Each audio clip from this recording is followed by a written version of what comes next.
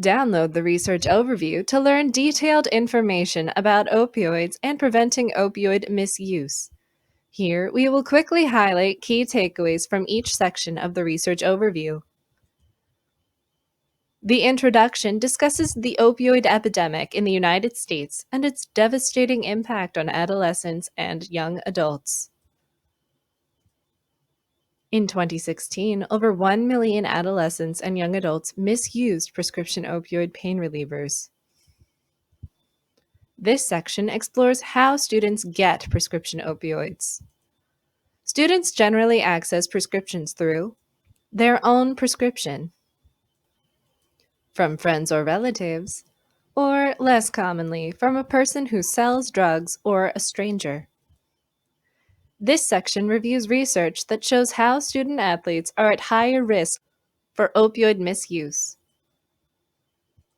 Student athletes who play high-risk sports are more likely to get injured, be prescribed an opioid medication, and misuse opioids. Parents and coaches can help prevent opioid misuse by teaching student athletes about the risks of taking opioid medications. What Are Opioids provides information about the types of opioids and their effects on the body. Taking opioids can be risky even when they are used as prescribed. These are possible side effects of taking prescription opioids. This page lists different types of prescription opioids and their brand and street names. Some risk factors make student athletes more likely to misuse a prescription, like misinformation, neurobiological susceptibility, pressure to get back on the field, and frustrations about injury and inability to play.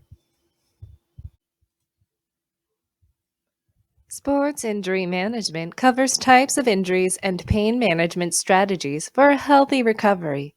Common injuries are strains, sprains, dislocated joints, and fractured bones.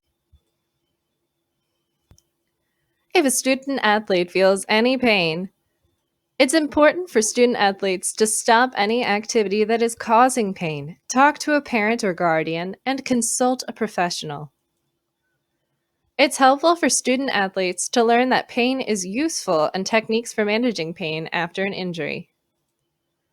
Feeling pain is an important indicator of where a student athlete is in the recovery process. The research overview also highlights CDC guidelines for using opioid pain medication. The section ends with at-home treatment methods.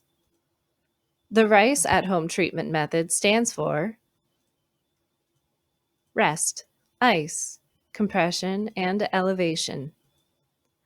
Another at-home treatment method is to use over-the-counter pain medications like ibuprofen or acetaminophen to help relieve pain and reduce inflammation.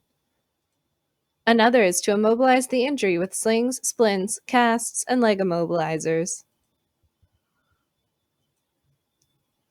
Mindful injury recovery covers how parents or guardians, school administrators, and coaches can work together to support a student's recovery. Student athletes should talk about a return to play and return to school plan and strategies with supporting adults to help them heal properly, cope with the injury, and keep up with schoolwork. Learning some coping skills can also be helpful for managing a sports injury. An individual's mindset and expectations about recovery are even more important than using medication. Practicing patience is another important part of recovery. The body requires time to heal. Understanding the importance of a full recovery may reduce an athlete's temptation to mask their pain with medication. Parents and guardians can be powerful allies in a student athlete's recovery process. This section concludes by discussing the signs and symptoms of opioid use, listed here.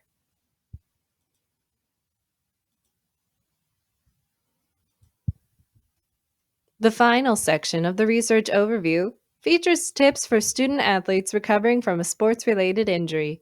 These include being informed, asking questions if your physician prescribes opioid pain medication,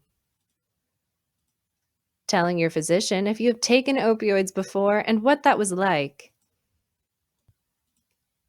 asking your physician about rehabilitation and working together on a treatment plan, and storing the medication in a safe place and closely monitoring use if you or your loved one is prescribed opioids.